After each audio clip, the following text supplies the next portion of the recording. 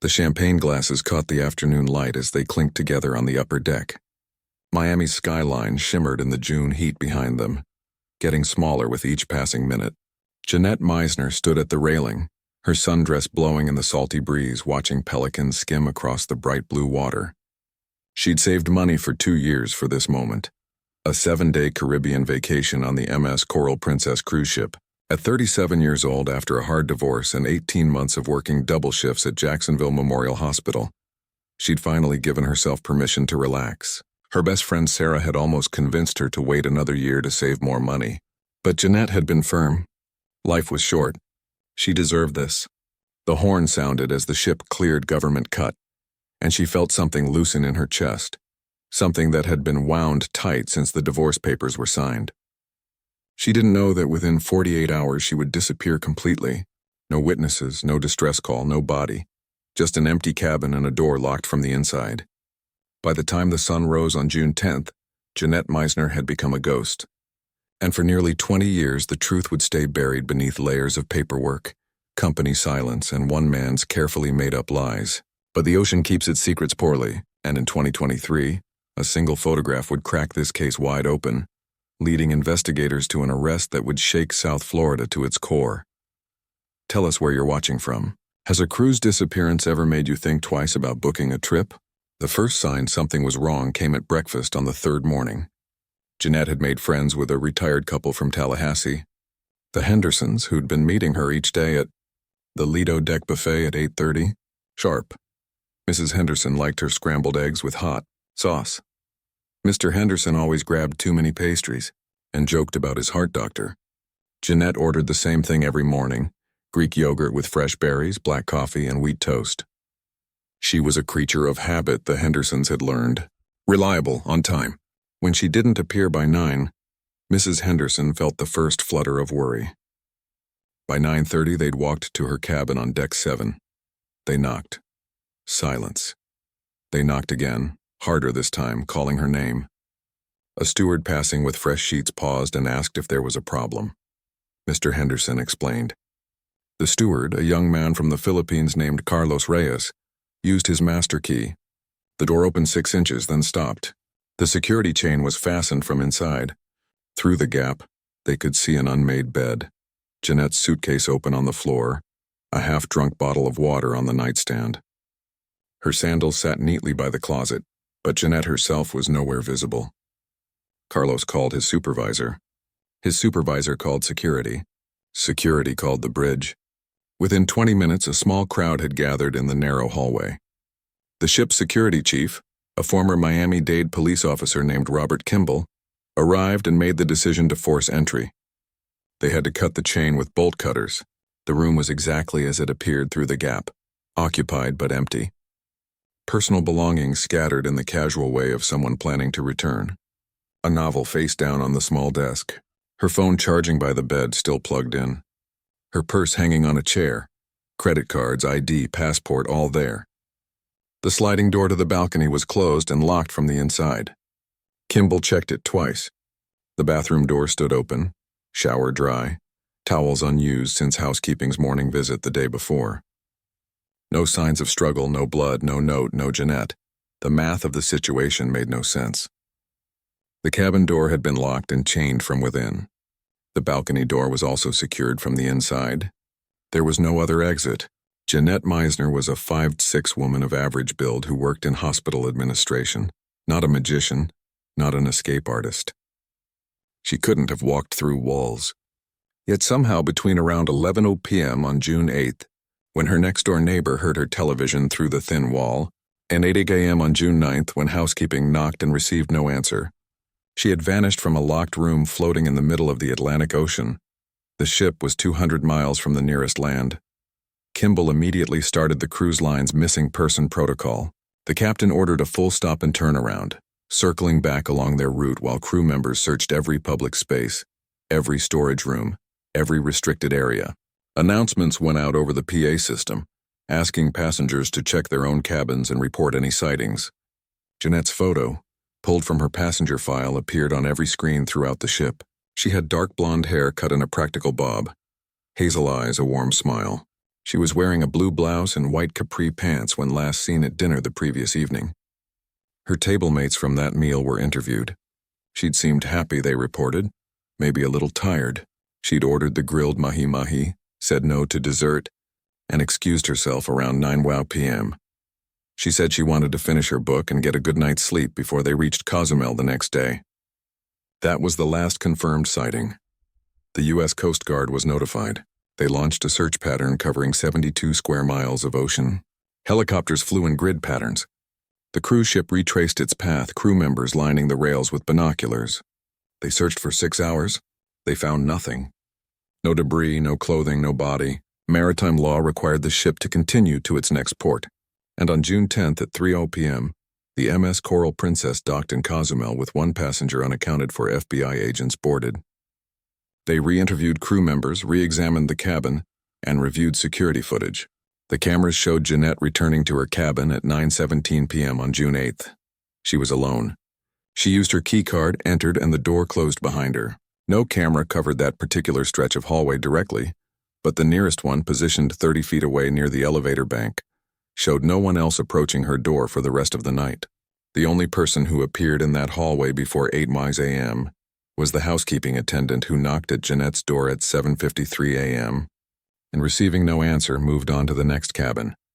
Investigators pulled the ship's technical logs. No one had used a crew override key on Jannette's door during the night. Her balcony was located on the ship's port side, about 40 feet above the waterline. To go overboard from there would require climbing over a 4-foot railing, difficult but not impossible. But the balcony door had been locked from inside. How could she have locked it after going over? And why would she? Suicide was considered and quickly dismissed. Jannette had left no note. She'd made plans for the rest of the cruise: a snorkeling trip in Grand Cayman, a massage appointment for the following afternoon. She'd prepaid. Her sister in Jacksonville, when contacted by authorities, was certain. Jannette had been in good spirits. She'd just started seeing someone new, a teacher she'd met at a hospital fundraiser. She'd been talking about going back to school herself, maybe getting her master's degree. These weren't the plans of someone preparing to die. Theories multiplied like bacteria in a petri dish. Had she been kidnapped somehow? But by whom and how from a locked cabin? Had she staged her own disappearance? But she'd left behind her passport, her money, her entire identity. Had she fallen victim to human trafficking? But cargo records showed no unauthorized departures from the ship in Cozumel, and Mexican authorities found no trace of her on land. The investigation stalled. Weeks passed. The cruise line issued carefully worded statements expressing concern and cooperation. Jannette's family hired a maritime attorney. Her face appeared on news broadcasts throughout Florida. Tips came in, dozens of them. Someone claimed to have seen her in Nassau. Another caller reported a woman matching her description in Key West. Every lead disappeared under scrutiny. The FBI's Violent Crimes Against Americans Abroad unit kept the case open, but admitted they had no concrete evidence of foul play. Without a body, without witnesses, without any clear sign of what had happened, they were investigating a ghost story. By the end of summer, media attention had moved on to other tragedies. Jannette's family held a memorial service in Jacksonville, though they buried no body. They kept her apartment lease for another year, just in case. Just in case she walked through the door with some impossible explanation. She never did. The file was eventually marked cold. One more unsolved disappearance on the high seas where legal authority blurs and evidence vanishes into the deep. For 19 years, the case sat dormant. And then in March of 2023, a cruise ship maintenance worker named Derek Langford made a decision that would change everything. He walked into an FBI field office in Tampa, and he brought with him a photograph that should never have existed. Jannette Marie Mizener was born in Ocala, Florida on a sweltering August afternoon in 1967. Her mother, Patricia, worked as a seamstress. Her father, Robert, managed a feed store on the outskirts of town. They lived in a modest ranch house with a screened porch and a yard full of live oak trees draped in Spanish moss. Jannette was the middle child, sandwiched between an older brother who became a firefighter and a younger sister who taught elementary school. She was the quiet one, the reader, the girl who brought home stray cats and nursed them back to health in a cardboard box in the garage. Her high school yearbook listed her goal as to help people. She meant it. After graduating from the University of Central Florida with a degree in healthcare administration, she took a job at Jacksonville Memorial Hospital. She worked her way up from admissions clerk to department coordinator over 15 years. Co-workers described her as detail-oriented, compassionate, the person who remembered everyone's birthday. She married at 28 a man named Tom Caldwell who sold insurance. The marriage lasted 7 years before quietly ending. No children, no drama, just two people who'd grown in different directions. By 37, Jannette lived alone in a one-bedroom apartment near Riverside, adopted a tabby cat named Toulouse, and had finally started to feel like herself again. The cruise was supposed to be a celebration of that rebirth. Her sister Michelle received the call from the cruise line on June 10th while folding laundry in her living room. The voice on the other end was professional, apologetic, devastating. "Your sister is missing. We've conducted a thorough search. The Coast Guard is involved. We're doing everything we can." Michelle's hands went numb. The basket of towels hit the floor. She called her brother Daniel. Daniel called their parents. Within hours, the Mizener family had gathered at the FBI field office in Jacksonville, demanding answers that no one could provide. Patricia Mizener, who'd sewn her daughter's prom dress by hand, who taught her to make peach cobbler from scratch, sat in a government waiting room and tried to understand how a person could vanish from a locked cabin in the middle of the ocean. The logic wouldn't compute. Robert, calm by nature, asked the questions his wife couldn't form. What was the last thing she ate? Who was the last person to see her? Why wasn't there more camera coverage? The agents were patient, thorough, and ultimately unable to offer comfort. The truth was they didn't know. They had a locked room mystery in international waters, and the laws governing such cases were a maze of unclear authority. The cruise line's corporate headquarters was in Liberia. The ship was registered in Panama. The crime, if there was a crime, happened in the Atlantic.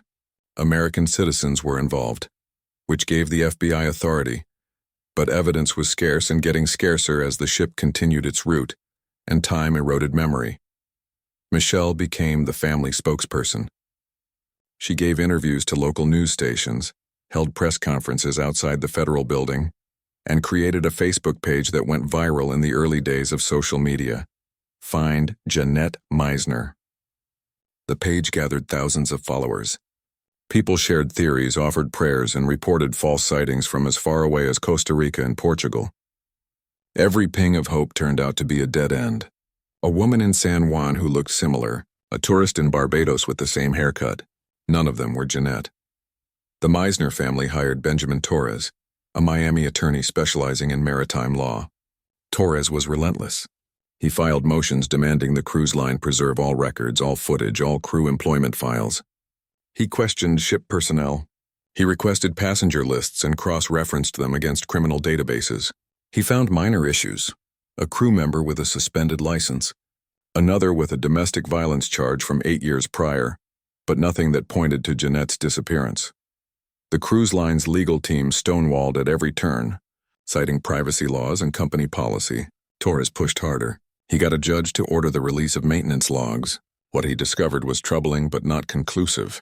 On the night Jannette disappeared, a routine inspection of the ship's water filtration system had been scheduled for Deck 7, her deck. The inspection was logged as completed by a maintenance technician named Derek Langford, but there was no second signature, no supervisor check, which violated the cruise line's own rules. Torres flagged this in a legal document. The cruise line responded that Langford was a trusted employee with 12 years of service and no disciplinary record. The missing signature was a paperwork oversight, nothing more. Torres wasn't satisfied, but without more evidence, he had no leverage. Months became years. The Mizener family held yearly vigils at Jacksonville Beach, lighting candles at sunset, releasing white balloons into the evening sky. Local news stations covered the first few anniversaries, then stopped. Public attention is limited, and new tragedies constantly compete for space. Patricia Mizener kept Jannette's bedroom exactly as it had been. Her nursing textbooks on the shelf, her collection of ceramic lighthouses on the dresser, her favorite quilt folded at the foot of the bed. She dusted it every week. Robert, who'd always been the practical one, the fixer, found himself unable to fix this. He withdrew, spent long hours in his workshop building birdhouses he never sold. Michelle continued updating the Facebook page. though engagement had dwindled to a handful of faithful followers. She posted on Jannette's birthday, on the anniversary of her disappearance, on holidays. She never stopped believing her sister deserved answers. The FBI kept the case open but assigned no active agents to it. The file gathered dust in a cabinet in the Jacksonville field office, one of dozens of cold maritime cases with no clear resolution. Jannette's ex-husband, Tom Caldwell, remarried and moved to Atlanta. Her co-workers at the hospital held a memorial in the cafeteria. Then gradually her name stopped coming up in conversation. Toulouse the cat went to live with Michelle, who already had 2 dogs. The apartment lease finally expired. Jannette's belongings were boxed and stored in her parents' garage. Life as it does continued without her, but Derek Langford never forgot. For 19 years, the memory of what he'd seen, what he'd photographed, sat like a stone in his gut. He'd been 26 years old in 2004, a maintenance tech making decent money, seeing the world on someone else's dime. He'd thought he was documenting a safety violation, something he could report to his supervisor, maybe even use for a promotion. Instead, he'd stumbled into something that terrified him into silence. The photograph sat in a manila envelope in a lockbox under his bed for nearly 2 decades. He changed jobs, left the cruise industry entirely, and became a building superintendent in Tampa. He married, had 2 daughters, coached their soccer teams. He built a normal life on top of a secret that hardened with time. But guilt is patient. It waits, it builds up interest. By 2023, Langford's daughters were in college. His marriage was stable. He was 50 years old and starting to think about legacy, about the man he wanted to be remembered as. And he couldn't shake the image of Jannette Mizener's face on those old news broadcasts, her family begging for answers while he stayed silent. In March, he made an appointment with the FBI. He brought the photograph, and he told them exactly what he'd seen on the night of June 8, 2004, when he was conducting a water filtration inspection on Deck 7 and happened to glance through a cabin window that should have had its curtain closed. The FBI field office in Tampa is in a plain building on Gray Street, all concrete and tinted glass, designed to discourage curiosity. Derek Langford sat in interview room C on a Thursday afternoon, his hands folded on the table, the manila envelope positioned between them like evidence at a trial. Special Agent Nicole Ortiz sat across from him, her recorder running, her face neutral. She'd been with the Bureau for 11 years, worked dozens of cold cases, and had learned not to get excited until she saw what people actually brought through the door. Most tips on old cases led nowhere. Faulty memories, attention seekers, well-meaning citizens who'd mixed up dreams with reality. But there was something about Langford's behavior that made her pay attention. He wasn't performing. He was ashamed. That was the sign. He slid the envelope across the table without ceremony. Inside was a 4:6 photograph, the kind printed from a digital camera in the early 2000s. Colors slightly faded, edges worn from being handled. The image showed a section of hallway on what was clearly a cruise ship. Industrial carpet, numbered cabin doors, the distinctive wall lighting Ortiz recognized from the MS Coral Princess deck, plans she'd reviewed when she'd pulled the Mizener file that morning. But it was the content of the photo that made her breath catch. Through a partially opened cabin door, number 73112 visible on the placard, a woman could be seen sitting on the edge of a bed, her face turned toward someone outside the frame. The woman was Jannette Mizener. The timestamp in the corner read June 8, 2004, 10:47 p.m. Langford's voice was hoarse when he began. He'd been doing his rounds that night, standard maintenance check on the filtration access panels located in service hallways behind the passenger areas. The ship had a complicated layout, public spaces up front, crew passages hidden behind paneled walls. You could move through the entire vessel without passengers ever seeing you. That's what he'd been doing around 10:45, walking the Deck 7 service hallway, when he'd noticed one of the access panels was slightly open. Rules required documenting any problems, so he'd pulled out his digital camera, the same one he used to photograph equipment serial numbers for his reports. As he'd approached to snap a picture of the panel, he'd glanced to his left and seen something that stopped him cold.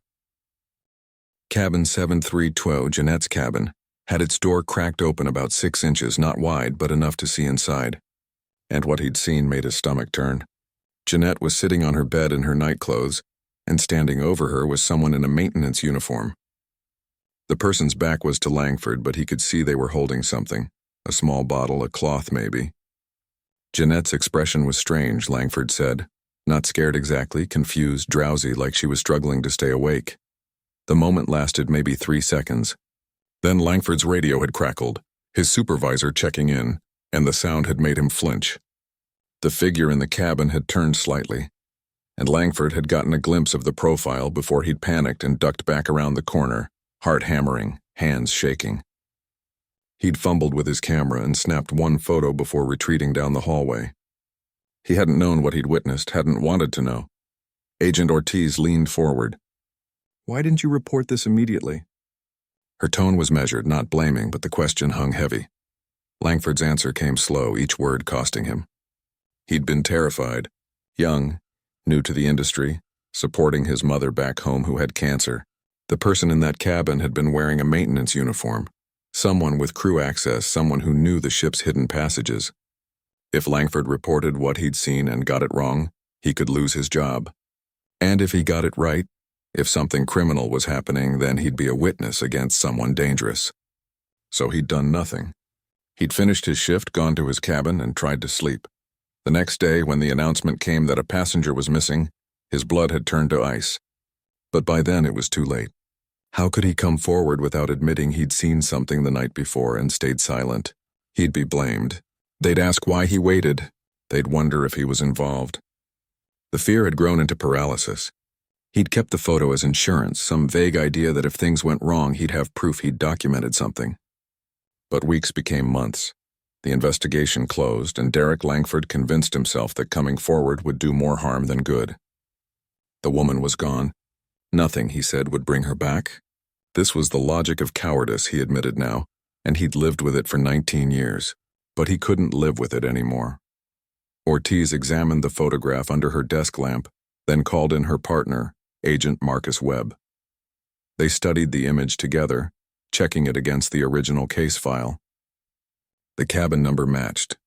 The timestamp placed it 90 minutes after Jannette's last confirmed sighting returning to her room. This was the missing window, the period when something had happened, when she'd gone from present to absent. And here was evidence that someone had been in her cabin during that time. Someone in uniform, someone with access. Webb immediately told the Tampa field office's cold case unit supervisor. By 5 p.m., they'd put together a task force.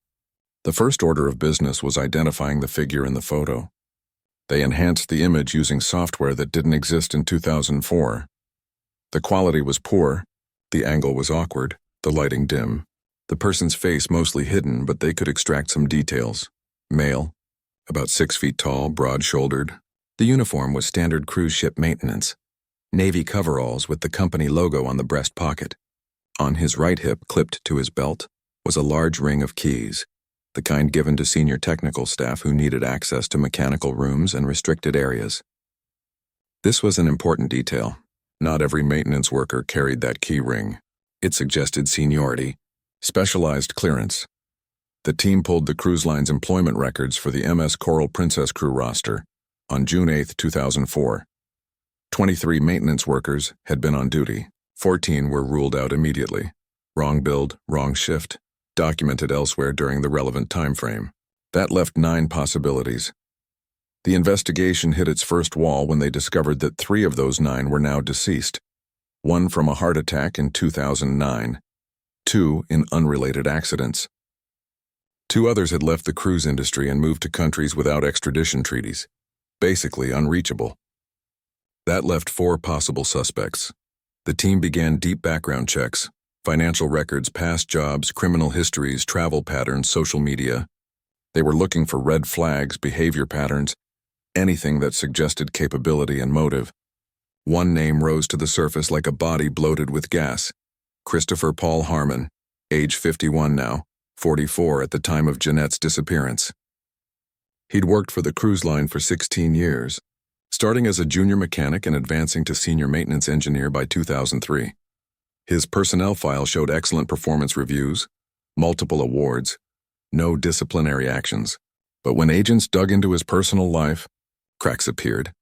In 1998, while working a Caribbean route, A female passenger had filed a complaint claiming that Harmon had entered her cabin uninvited, under the excuse of checking the air conditioning.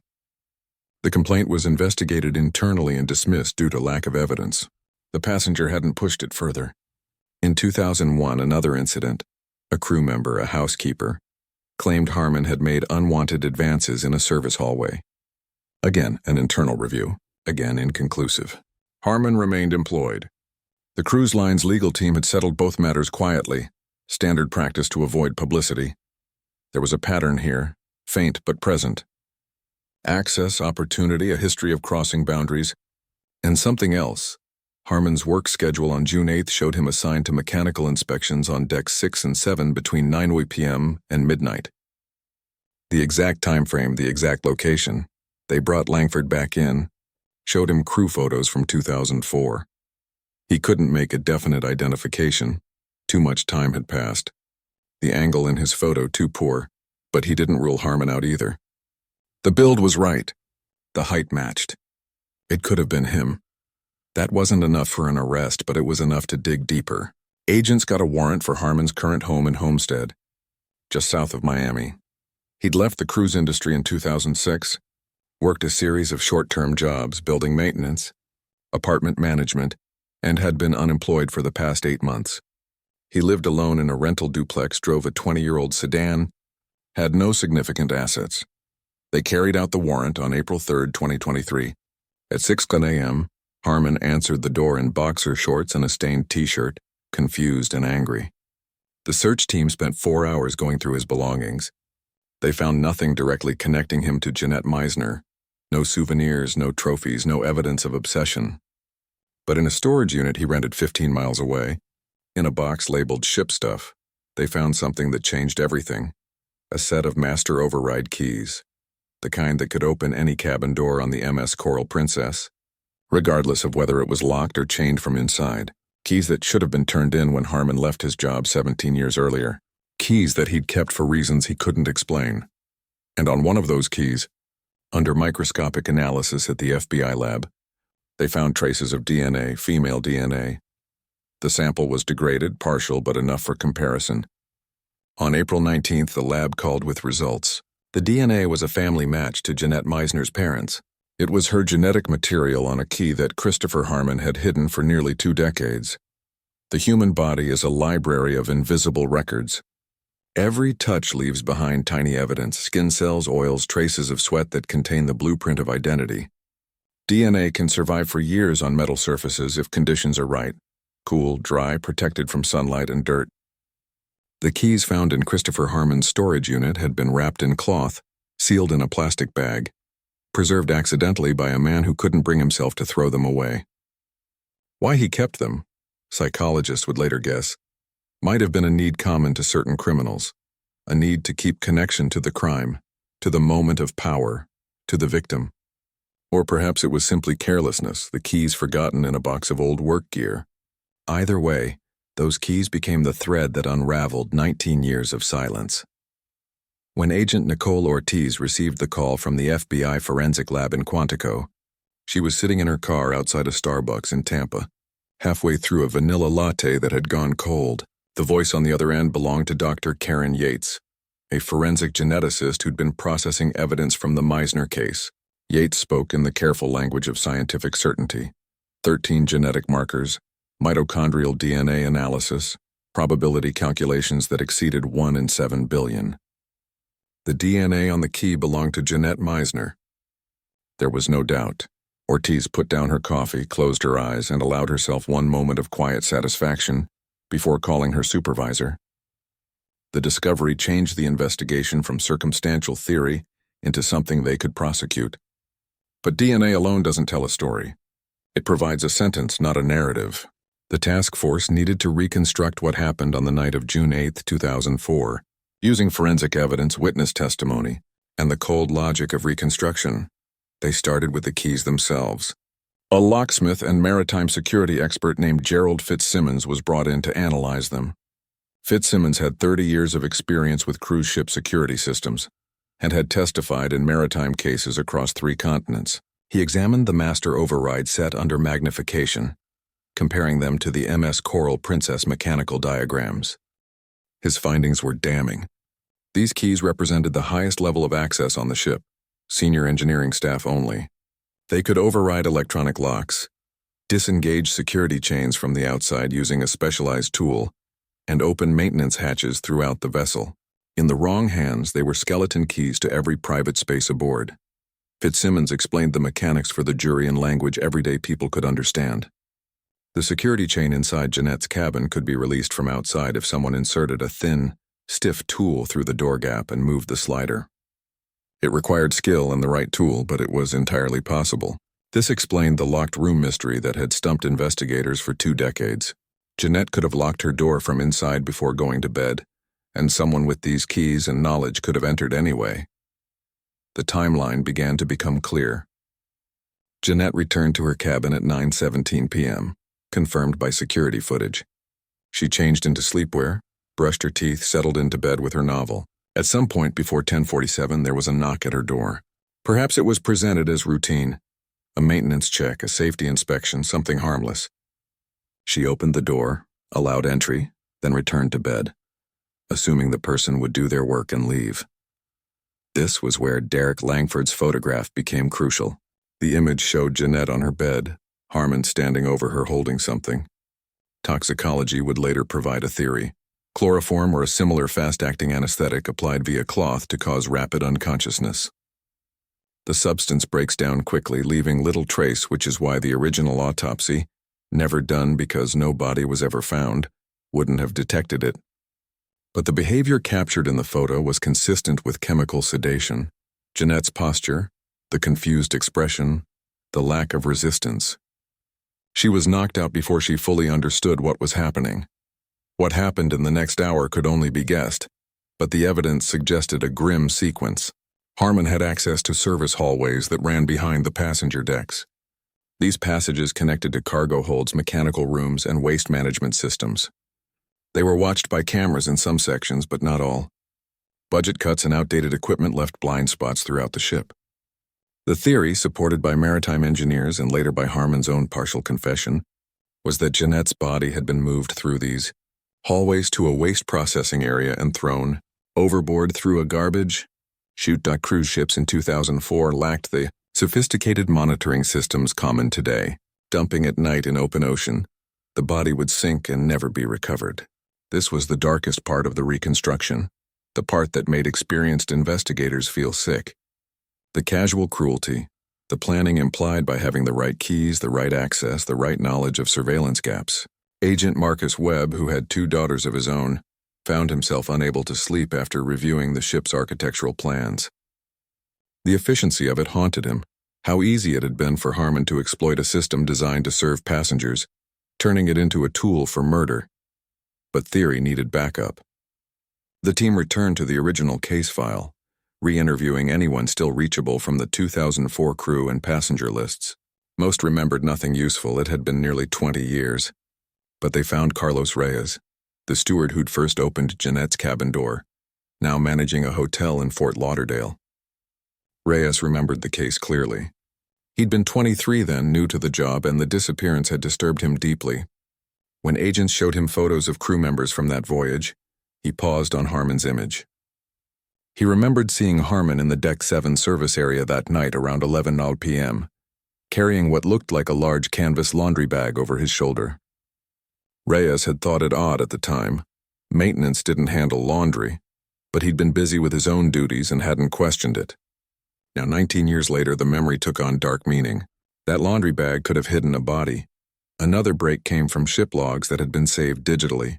A data analyst named Timothy Chen, working with the FBI's cyber division, recovered deleted entries from the MS Coral Princess waste management system. The log showed an unscheduled activation of garbage chute D, located on Deck 4 directly below the service hallway where Reyes had seen Harmon, at 11:51 p.m. on June 8th. The activation was brief, less than 2 minutes, and no matching waste disposal had been logged in the official records. Someone had used that chute off the books. The ship's position at that time, checked against navigation data, placed them in a section of the Atlantic with an average depth of 16,000 feet. Recovery would be impossible. Chen's work also uncovered something else. Harmon's crew keycard had been used to access a restricted mechanical room on Deck 4 at 11:48 p.m. The room housed electrical panels and also provided direct access to the garbage chute system. The pieces fit together with terrible precision. Harmon had entered Jannette's cabin using his override keys. He'd knocked her out with a chemical agent. He'd moved her through service hallways, avoiding cameras, to the mechanical room on Deck 4. And he'd thrown her body into the sea, covering his tracks by deleting the waste system logs, something only someone with senior technical access could do. The question that remained was motive.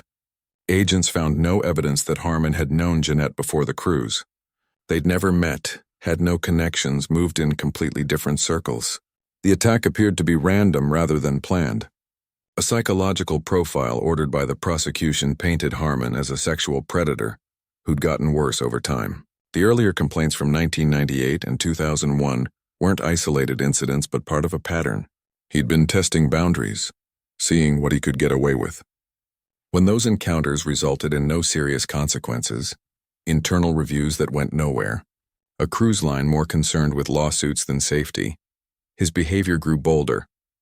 Jannette had been alone, vulnerable, in a cabin on a deck where Harmon had a legitimate reason to be. She was a target of opportunity. Dr. Sarah Clifton, a forensic psychologist who interviewed Harmon after his arrest, described him as displaying compartmentalized morality, capable of working normally in most situations while harboring a capacity for extreme violence under specific conditions. He didn't see his victims as fully human. They were objects, puzzles, opportunities. This kind of predator, Clifton explained, often works in industries that provide access to vulnerable people: hospitality, healthcare, transportation. The temporary nature of cruise work, passengers cycling on and off, crew members from dozens of countries, limited oversight in international waters, created an ideal hunting ground. In May of 2023, armed with DNA evidence, witness testimony, digital forensics, and a reconstructed timeline, federal prosecutors charged Christopher Paul Harmon with the kidnapping and murder of Jannette Marie Mizener. The arrest took place at his duplex in Homestead, this time with no confusion about why they'd come.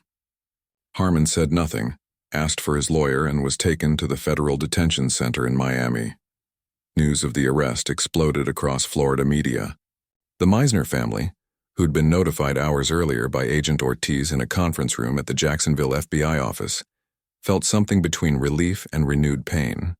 Michelle Mizener told reporters that knowing what happened didn't ease the pain, but did end the torture of not knowing.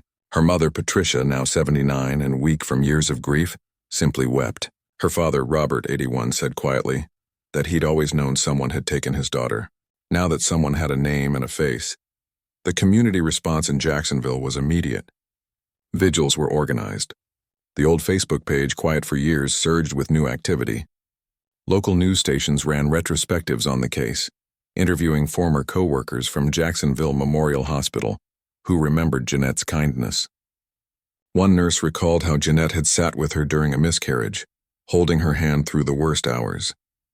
Another remembered her laugh, bright and natural. These stories rebuilt Jannette in the public mind, not as a cold case, not as a victim, but as a full human being whose absence had left a hole in the world. The science had given them answers, but it was memory, fragile and precious, that would give Jannette back her name. And as the case moved toward trial, one question stayed in the minds of everyone who'd worked it. How many others? How many times had Harmon done this before in the vast anonymity of the sea, and simply never been caught? Christopher Paul Harmon was born in Pensacola in 1972, to a single mother who cleaned hotel rooms along the Gulf Coast. His father was a Navy sailor who'd shipped out before Harmon's birth and never returned. The boy grew up in extended-stay motels and cramped apartments that smelled of bleach and cigarette smoke. His mother, Linda, worked double shifts and left him alone for hours. Neighbors remembered him as quiet, polite, a little too eager to help with tasks. He'd offer to carry groceries, fix broken appliances, water plants while people were away. Most saw it as kindness. A few found it unsettling. The way he'd linger in doorways, asking questions about when they'd be home, whether they lived alone. At 16, he dropped out of high school and took a job at a marina, learning boat mechanics. He was good with his hands, patient with machinery. By 20, he'd earned certificates in marine engineering and applied to work on commercial vessels. The cruise industry hired him in 1992. For the next 14 years, he moved between ships, always getting excellent work reviews, always volunteering for night shifts and overtime. He was the employee who knew every hallway, every locked door, every camera blind spot. He made himself essential. After his arrest, the FBI's Behavioral Analysis Unit launched a full investigation into Harmon's work history, checking it against unsolved disappearances on cruise ships dating back to the 1990s. What they discovered was chilling. Between 1995 and 2006, at least 7 female passengers had vanished from vessels where Harmon worked. 7 women who'd boarded cruise ships and simply stopped existing. Some cases had been written off as suicides, women who'd supposedly jumped overboard, though no witnesses saw them go. Others were classified as accidents, slip and fall incidents near railings, late-night mishaps blamed on alcohol. One was ruled a medical emergency. The woman had supposedly suffered a heart attack and been buried at sea following maritime rules before the ship reached port. The families had protested, demanded investigations, but international waters made authority unclear, and evidence disappeared with each passing day. The cruise line settled quietly out of court, standard procedure to avoid long lawsuits and negative publicity. Now, with Harmon in custody, those cases were being reopened. Agents created a timeline mapping Harmon's assignments against the disappearances. The match was undeniable. Every missing woman had been traveling alone. Every disappearance happened during night hours. And in every case, Harmon had been working the maintenance shift in the relevant section of the ship. Agent Nicole Ortiz and her partner Marcus Webb traveled to San Diego to interview the family of Rebecca Chen, a 32-year-old accountant who'd vanished from a Pacific cruise in 1998. Rebecca's sister Amy had spent 25 years demanding answers. When Ortiz showed her Harmon's photograph, Amy's face went white. She remembered him. Rebecca had mentioned him in a phone call from one of the ports, said a maintenance guy had come to her cabin twice in 2 days to check the plumbing, even though nothing was wrong. Rebecca had found it odd but not threatening. She'd laughed about it, called him overly thorough. 3 days later, she was gone.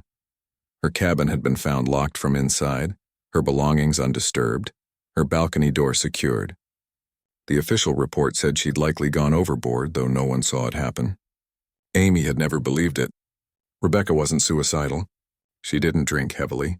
She was careful, responsible, planning to start her own firm when she got home. Now, 25 years later, Amy finally understood. Her sister had been murdered by a man who'd perfected his method, who'd learned to exploit the gaps in a system designed to protect company interests rather than passenger safety. The rage and grief that washed over Amy's face made Ortiz look away. Some truths come too late to offer comfort. The prosecution team, led by Assistant U.S. Attorney David Brennan, faced a complex challenge. They had strong evidence for Jannette Mizener's murder: DNA, witness testimony, digital forensics, the photograph. But proving the other cases was harder. The bodies were gone. The evidence was degraded or destroyed. The cruise lines were uncooperative. Brennan decided to focus the trial on Jannette, while using the pattern evidence to establish his way of working. He needed to show the jury that this wasn't a single tragic mistake, but the work of a serial predator who'd refined his technique over years. To do that, he needed someone who understood Harmon's psychology. Dr. Sarah Clifton, the forensic psychologist who'd evaluated Harmon, became a crucial witness. In pretrial depositions, she explained how certain criminals compartmentalize their lives. Harmon could be a competent employee, pay his taxes, keep superficial friendships, all while harboring violent urges. His choice of victim pool, solo female travelers in international waters, showed sophisticated planning. These were women without immediate protection, in an environment with limited law enforcement, where disappearances could be blamed on accidents or poor decisions. It was predatory genius masked as coincidence. Harmon's defense attorney, a public defender named Jonathan Reese, knew he was fighting an uphill battle. The evidence was overwhelming, but Reese had a duty to mount a defense, so he attacked the weakest points. The photograph was grainy. The figure could be anyone. The DNA on the keys proved only that Jannette had touched them at some point, not when or under what circumstances. The timeline was circumstantial reconstruction, not witnessed fact. Reese argued that Harmon was being blamed for system-wide failures by a cruise industry desperate to avoid legal responsibility. But his arguments lacked conviction. Even he seemed to know they wouldn't hold. The trial began in September 2023 at the federal courthouse in Miami. The prosecution called 38 witnesses over 4 weeks. Derek Langford testified about the photograph, his voice steady despite the defense's attempts to paint him as an unreliable narrator who'd waited 19 years to come forward. Carlos Reyes described the laundry bag, the odd timing, Harmon's presence in areas where he shouldn't have been. Dr. Karen Yates explained the DNA evidence in careful detail, using charts and probability calculations that left no room for doubt.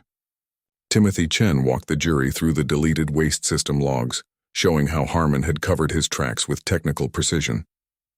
Maritime experts testified about the ship's layout, the security gaps, the ease with which someone with Harmon's access could move unseen. The most powerful testimony came from Jannette Mizener. She took the stand on the trial's 14th day, wearing a simple black dress and a silver necklace that had belonged to her sister. Brennan asked her to describe Jannette, not as a victim but as a person. Michelle spoke for 20 minutes, painting a portrait of a woman who'd loved peach cobbler and terrible romantic comedies, who'd volunteered at animal shelters on weekends, who'd sent birthday cards that always arrived exactly on time. She described the last conversation they'd had, 2 days before Jannette boarded the cruise. Jannette had been excited, a little nervous about traveling alone, but determined to prove to herself that she could. Michelle had told her to be safe, to call from every port. Jannette had promised she would. When Brennan asked Michelle what the past 19 years had been like, she paused for a long time. Then she said quietly that it had been like living with a ghost. Her sister was everywhere and nowhere, in old photos and voicemails Michelle couldn't delete, in the chair that stayed empty at family dinners. Not knowing what happened had been a special kind of torture, worse in some ways than grief because grief has shape and grief can heal. Uncertainty just festers. Several jurors were crying by the time Michelle stepped down. Harmon never testified. His attorney advised against it, knowing the prosecution would destroy him on cross-examination. But Harmon's silence spoke volumes. He sat through 4 weeks of testimony with little expression, occasionally making notes on a legal pad, never making eye contact with the Mizener family seated 3 rows behind him. Dr. Clifton, watching from the gallery on days she wasn't testifying, noted his body language, detached, clinical, observing the trial as if it were happening to someone else. This was consistent with her evaluation. Harmon didn't see himself as a monster. He'd rationalized his actions through some internal logic that allowed him to sleep at night. Perhaps he'd convinced himself the women had wanted it or deserved it, or simply didn't matter. Predators tell themselves stories to justify the unjustifiable. The jury deliberated for 6 hours. They returned a verdict of guilty on all counts: first-degree murder, kidnapping resulting in death, and 3 additional charges related to tampering with evidence and making false statements to federal investigators. The courtroom erupted in gasps and sobs. Patricia Mizener collapsed into her son Daniel's arms. Robert sat motionless, tears streaming down his weathered face. Michelle closed her eyes and whispered something, a prayer, a message to her sister, something private. Sentencing came 3 weeks later. Federal guidelines for first-degree murder carry a maximum penalty of life imprisonment without parole. Judge Helena Vasquez, a 20-year veteran of the federal bench, showed no mercy. She spoke to Harmon directly before announcing the sentence, her voice sharp and clear. She spoke about the 7 women whose cases were still being investigated, the families who'd spent decades in agony, the system-wide failures that had allowed him to operate unchecked for so long. She noted that Harmon had shown no remorse, offered no explanation, given the families nothing. She called his crimes calculated acts of cruelty, committed against vulnerable women who trusted that the systems designed to protect them would do so. Then she sentenced him to life without possibility of parole plus 60 years on the additional counts, to be served back-to-back in a maximum security federal facility. Harmon's face remained blank. He was led out of the courtroom in shackles, disappearing through a side door that closed with an echoing finality. Erin's voice shook as she said this, and Michelle hugged her. This stranger who'd come to a memorial for a woman she'd never met because she understood deeply how close she'd come to being another name on another list. This was the hidden math of predation. For every victim, there were dozens of near misses. Women who'd felt a flicker of unease and dismissed it. Who'd been lucky for reasons they couldn't explain. The cruise industry, for its part, had stayed mostly silent throughout the trial. A spokesperson had issued a brief statement after the verdict, expressing sympathy for the victims' families and emphasizing that safety rules had been significantly improved since 2004. But there had been no admission of system-wide failure, no acceptance of company responsibility for allowing Harmon to operate unchecked for 14 years despite multiple complaints. Michelle had filed a civil lawsuit on behalf of her family and the other victims' families, seeking damages and, more importantly, demanding policy changes. Mandatory camera coverage in all service hallways, independent oversight of crew background checks, stricter rules for cabin access, and a publicly available database of complaints against crew members. The cruise line's attorneys had filed motions to dismiss, citing maritime law's complex legal standards. The case would likely drag on for years, but Michelle was prepared for that. She'd spent 19 years waiting for answers.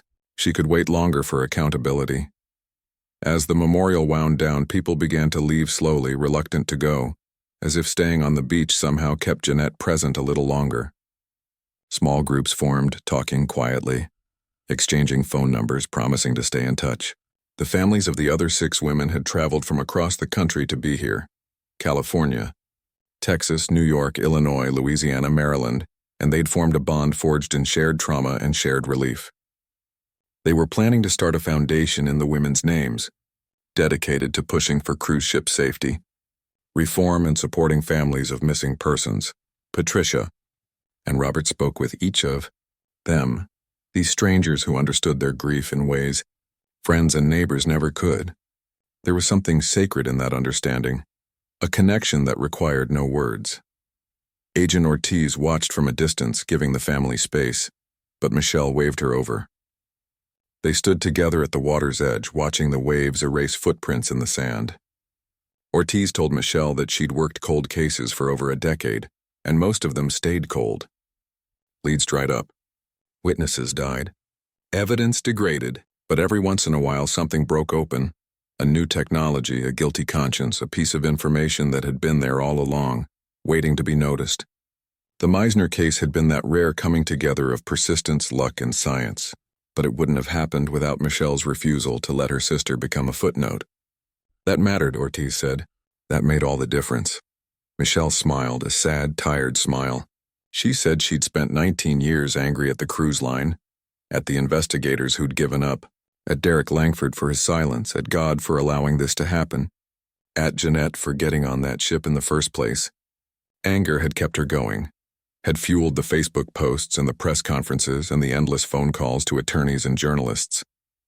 But now that Harmon was convicted, now that she knew what had happened, the anger was draining away, and she didn't know what would replace it. Ortiz told her that was normal. That closure was a myth people told themselves. You didn't close a wound like this. You just learned to live with the scar. Michelle nodded. She understood. She'd always understood. She just hadn't wanted to accept it. The sun broke through the clouds briefly, casting golden light across the water. Someone pointed it out. Look, a God beam, they called it. And people turned to watch the light pour down like something sacred. Patricia Mizener said quietly that it was Jannette letting them know she was okay. Robert didn't contradict her. Belief is a kindness we offer to those we love. And if his wife needed to see her daughter in a shaft of sunlight, then that's what it was. The candles on the driftwood platform flickered in the wind, wax pooling and hardening in abstract shapes. Michelle walked over and blew them out one by one, smoke curling into the air and disappearing. 7 flames put out, 7 lives honored, 7 families given the terrible gift of knowing. As the crowd finally began to leave, Michelle stayed behind with her parents. They stood together in silence, the 3 of them watching the ocean do what it had always done: arrive and leave, uncaring of the small dramas playing out on the shore. Somewhere beneath those waves, in the cold dark where light never reached, Jannette's body rested, beyond recovery but no longer beyond understanding. The ocean had kept her secret for 19 years, but love, stubborn and relentless, had brought the truth home. And that would have to be enough. Michelle reached down, picked up a smooth piece of sea glass worn soft by time and tide, and slipped it into her pocket. A piece of something broken. Transformed by patience into something beautiful, she turned away from the water and walked toward the parking lot, her parents beside her. Behind them, the waves continued their ancient work, erasing the memorial's traces from the sand, leaving the beach clean and empty and ready for whatever came next. The truth had surfaced at last. Justice, imperfect and late, had been served, and Jannette Mizener, 37 years old, who'd wanted nothing more than a week of peace and sunshine, could finally rest. Not forgotten, never forgotten. The ocean keeps its secrets poorly, but memory keeps them forever. Make sure you subscribe, hit the notification bell, and share this video with someone who appreciates true crime stories. Your support helps bring attention to cases that might otherwise be forgotten. What cold case do you think deserves more attention? Comment below. Every unsolved case represents a family still waiting for answers, still hoping for the closure that finally came to the Mizener family after nearly half a century of searching.